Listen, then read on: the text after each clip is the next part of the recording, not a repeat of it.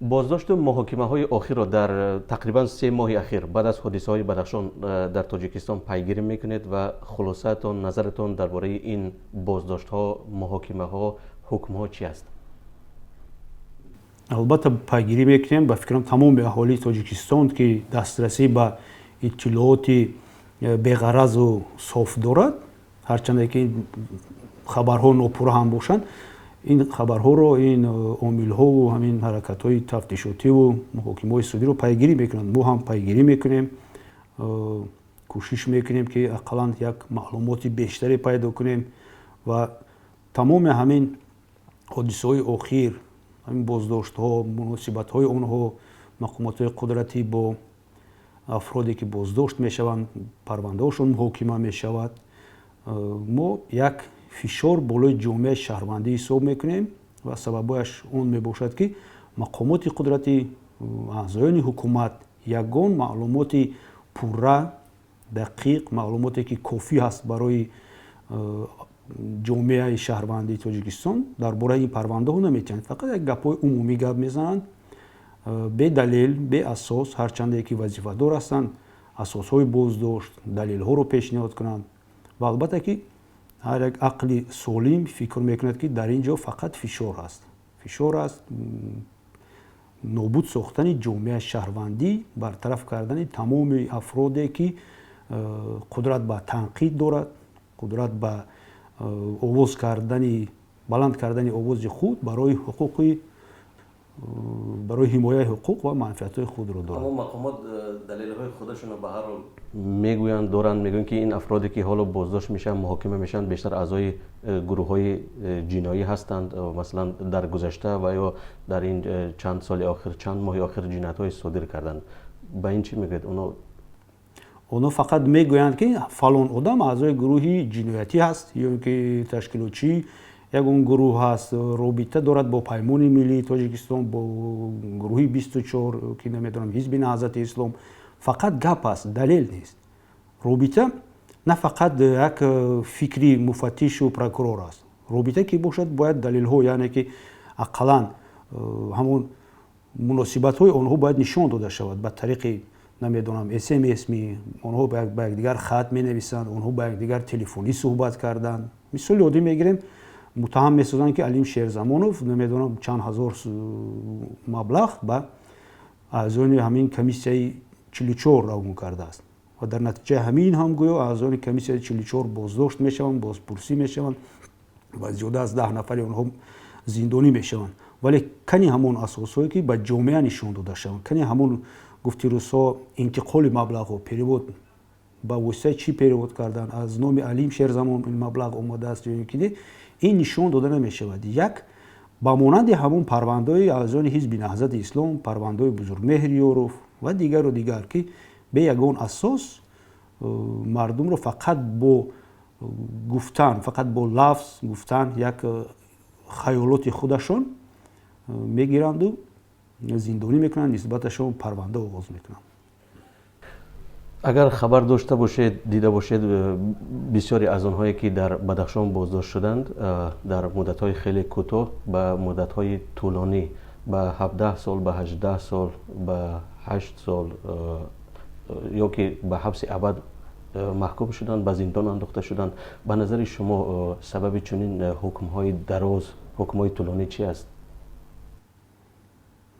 یا سبب اساسیش رو من در اون میبینم که سیستم عدلیه، سیستم اجرای جزای جنایتی، سیستم اصلاح محکوم شده ها از همون راه و روشی که در دولت دموکراتی هست بیرون برآمده است و یک با سیستم رپرسیوی، جزادهی، فقط جزادهی مبادل گشته است. در اصل مقصد اساسی با جوابگری کشیدن، جزا دادن انسان، زندان کردن انسان، این اصلاح این شخص می باشد. وقتی که یک کس رو به 18 سال، به 28 سال، به 30 سال زندانی میکنن، من باوری کامل دارم که هیچگاه از زندان این آدم اگر برایدن سوق و سلامت، هیچگاه این آدم اگر جنایتکاری اصیل خیر باشد، هیچ وقت اصلاح نمیشود. یک خصومت، بدبینی نسبت اقلا کارمندان مقامات قدرتی، نسبت مقامات سود، адлия, муфаттишон, прокуратура ба худ пайдо мекунад ва ин ҳис як рӯз не як рӯз дар шароитҳои ҳамон мусоиде ки шояд пайдо шавад берун мебарояд, як ҳодисаҳои нохуш мумкин биёрад ба Тоҷикистон. барои чӣ ин қадар муддатҳои тӯлонӣ медиҳанд? хеле гуфтам, ин як мақсад ҷазо додан, тарсонидани шахсоне ки ҳоло зиндон нашуданд, чунки эътироз накунанд, баромад накунанд ба мисли нафарон дар бораи ҷиноятҳои мақомотҳои қудратӣ гап назананд, мисол дар бораи ҳуқуқ ва озодиҳои худ овоз баланд накунанд, дар бораи коррупсия гап назананд ва ҳоказо мебошад. албатта ки қонунгузори ҷумҳурии Тоҷикистон ҷавобгариро ба як муддати муайян муқаррар накардааст. навишта мешавад ки аз 12 мисол мегирем то 18 сол ҷавобгарӣ пешбинӣ шудааст. бинед ки судиҳо дараҷаи болоеро мезананд. ҳоло он ки имконият доранд ки 12 сол зананд, ё ин ки мутобиқи моддаи 63 кодекси мурофиаи ҷиноятии Тоҷикистон аз ҳамин моддаи аз ҳамон нормаи поёнтарин метавонанд ки боз поёнтар кунанд, ё ки умуман ҳамон ҳукмро дигар хел кунанд, тағйир диҳанд ҷазоро. вале инро мо дар вақтҳои охир умуман намебинем. мебинем ки фақат система ба системаи репрессивӣ табдил дода шудааст ва бояд ки тарс водор карда шавад, тарс пайдо шавад дар байни аҳолӣ. дар гузашта ба ҳар ҳол мо шоҳид будем ки чунин парвандаҳои пурсаду садо, парвандаҳои баҳсбарангез, баррасии ин парвандаҳо дар додгоҳҳои Тоҷикистон ба ҳар ҳол муддатҳои дароз, моҳҳо ё ки ҳафтаҳо дароз мекашид. наздикои ин афрод, вакилои мудофиаи ин афрод ҳақ доштанд ки аз болои он шикоят кунанд, бозбинии ин парвандаҳоро талаб кунанд. вале мо дар вақтҳои ахир мебинем ки ҳукмҳо дар як ҳафта, дар 2 ҳафта, ҳатто аз ин ҳам шояд камтар ҳам парванда тафтиш мешавад, тафтишот поён меёбад, ҳам муҳокима мешавад дар додгоҳ ва ҳукм эълон мешавад. чаро ин қадар зуд? дар ин ҷо ман чанд омилро мебинам. якум ки омили ҳисоботталабӣ аз мақомотҳои қудратӣ ва мақомоти судӣ аст. системаи давлатдории ҷумҳурии Тоҷикистон айни ҳол ба аз системаи давлатдории иттиҳоди шӯравӣ, ҳам давраҳои ҳукмронии Сталин ҳеҷ фарқияте надорад ва як планови система аст. нақша дар болои ҳар як корманд ҳаст. корманди бозрасии давлати автомобилӣ бояд фалон қадар протокол карда ба раисаш пешниҳод кунад, муфаттиш бояд фалон қадар парвандаро баррасӣ карда ба прокурор равон кунад, прокурор бояд ҳамин қадар парванда аз рӯи нақша тафтиш кунаду тасдиқ кунаду бо фикри айбдорӣ ба суд равон кунад ва суд дар навбати худ бояд фалон миқдори муайяни парвандаҳоро дида баромада як ҳукми худашро барорад. дар ин ҷо якум омил иҷро кардани нақша ҳаст.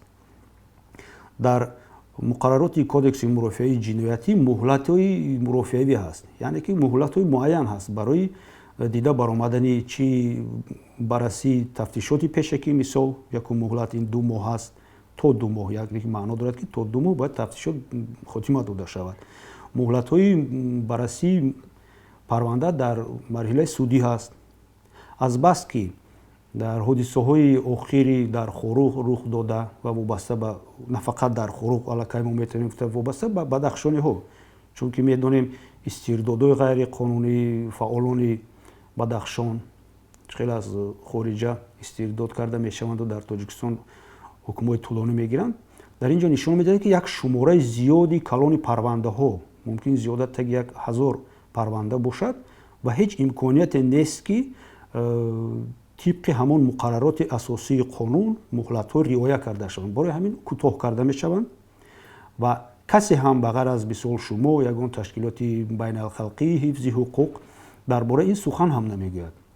шикоят кардан аз болои вайрон кардани муҳлатҳои мурофиавӣ дар Тоҷикистон ягон фоидае надорад, чунки ҳамон вайронкунанда ҳамин аризаи шуморо баррасӣ мекунад. ва яке аз омили дигараш ин бениҳоят суст шудан, ё ки умуман гӯем набудани адвокатураи тоҷик вобаста ба парвандаҳои ҷиноятӣ аст. адвокатураи тоҷик қудрати шикоят кардан, қудрати сухан кардан, қудрати ҳимоя кардани на фақат зерҳимояи худ, балки худашонро надоранд. барои ҳамин ягон шикоят нест, ягон вокуниш нест. мисоли оддӣ ман метавонам ба шумо ҷавоби саволи чӣ мегӯянд обратне диҳам ки оё шумо дар бораи адвокатҳои ҳамин боздоштшудаҳои фаъолони Бадахшон хабар доред? Ки ҳастанд онҳо, аз кадом коллегия ҳастанд ё ки не?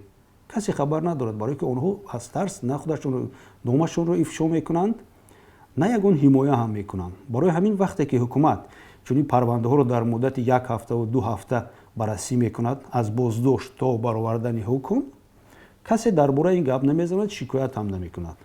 Ва ҳамин як бор дигар водор мекунад ки ҳарчи тезтар ҳамин шумораҳои парвандаҳо дида баромада шавад, боздоштшудаҳо зиндонӣ карда шаванд, то ин ки ҳамин масъалаи Помир, вазъияти Помир аз байн бурда шавад, дигар дар бораи ин касе гап назанаду сухан наронад, боз ҳамон рақсу бозиву дигару дигар дар ҷумҳурии мо давом дода шавад.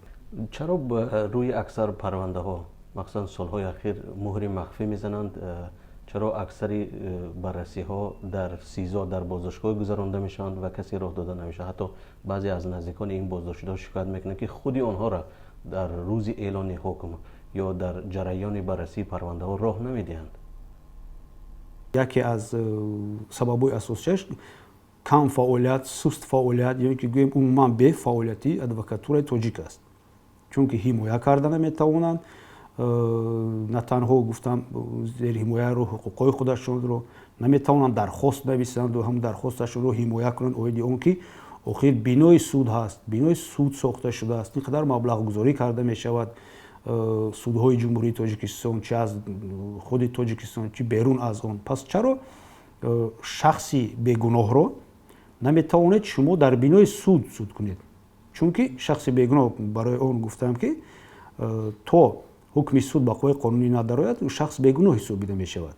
дар бинои СИЗО, паси панҷара, паси ҳамон деволҳои 2 метраву 3 метраву симхорҳо, пас аз 10-12 ҳамон дарҳои оҳанин, вақте ки судя ҳамон агар ҳам гӯем ҳамон судя беғараз бошад дарояд ва бинад ҳоли судшавандаро, аниқ фикр мекунад ки ҳамин инсон дар ҳақиқат гунаҳгор аст ки паси панҷара оварданд, дар ҳамин ҳуҷра дар паси панҷара аст, худашро дар чунин муассиса нигоҳ медоранд, яъне ки ин ягон гуноҳ дорад, хатар дорад.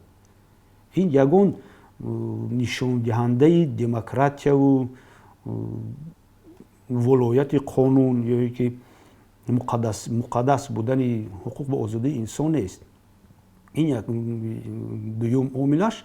ва дигар омил ҳамин аст ки агар хештабо роҳ дода шавад, шахсони оддӣ роҳ дода шавад, намояндаи корпусҳои дипломатӣ, намояндаи воситаҳои ахбори умма роҳ дода шаванд, дар ин маврид шахсони алоҳида фикру ақидаву дар бораи ҳодисаҳои чӣ гуна тафтишоти пешакӣ гузашт, оё фишор шуда буд, оё ягон шиканҷа шуда буд, чӣ вайронкорӣ шудааст, ин ифшо мешавад, пайдо мешавад, ба берун мебарад. барои ҳамин барои нишон надодани хатогиҳояшон, барои нишон надодани оне ки ягон далел нест, фақат ҳамаш як ҳамин гапи пӯчу холӣ ҳаст ҳамин даъвоҳо, барои ҳамин паси дарҳои баста мегузаранд, махсусан боз дар СИЗОҳо мегузаранд. ман фикр мекунам ки ин одамон ин қадар ҳам хатарнок нестанд.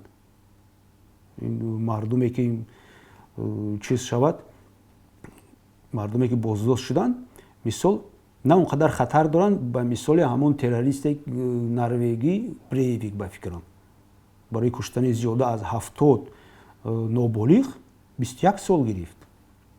бинед 21 сол гирифт, судаш чӣ хел мегузашт ва бинед ки судҳои мо чӣ хел мегузарад, дар кадом шарту шароит, нишондиҳандаи системаи репрессивӣ аст.